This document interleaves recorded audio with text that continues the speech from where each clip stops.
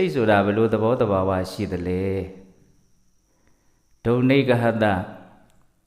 နိုင်ဖို့ခက်တယ်တဲ့နှိမ်နှင်းဖို့မလွယ်ဘူးနှိမ်နှင်းတယ်ဆိုတဲ့အသုံးအနှုန်းလေးကအရန်ဆိုးဝါးတောင်းကျမ်းနေတဲ့အရာတွေကိုငြိမ်သွားအောင်လုပ်တဲ့နေရာမှာသုံးတာဒါဘုန်းကြီးတို့ရဲ့စိတ်ကလည်းပဲဒီတိုင်းသာပြစ်ထားမယ်ဆိုလို့ရှိရင်တော့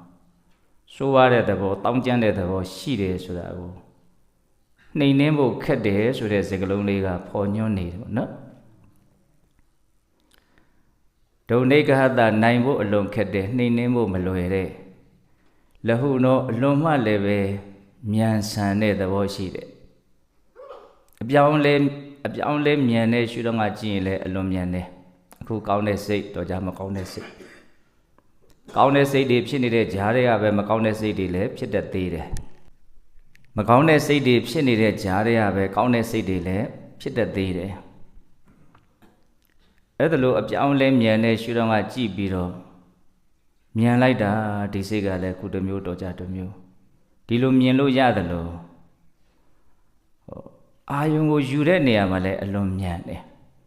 ဖြစ်ချင်းပြက်ချင်းအနေနဲ့လည်းပဲသူ့လောက်မြန်တဲ့အရာမရှိဘူးယောဂီများကြားဘူးပါတယ်လက်ဖြစ်တဲ့အတွင်းမှာဂရေတသိန်းတောင်ဖြစ်ပြီးပြက်တယ်လို့ဘုရားကိုပြောတာတော့စိတ်ကိုပြောတာ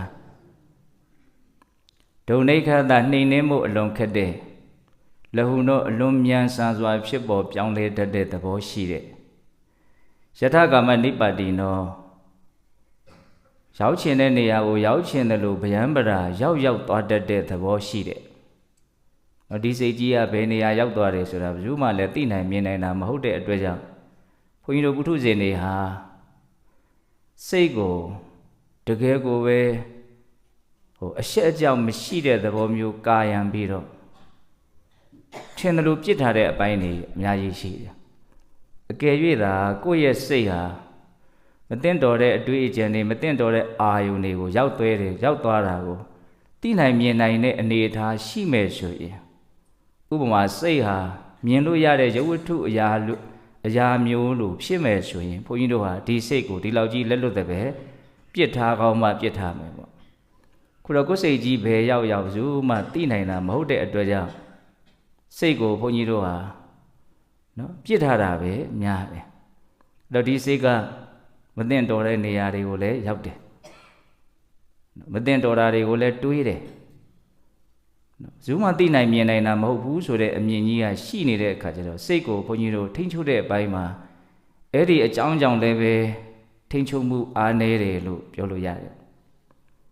အဲ့ဒါစိတ်ရဲ့တဘာဝကတော့စီးမရှိကမ်းမရှိဗျံပရာ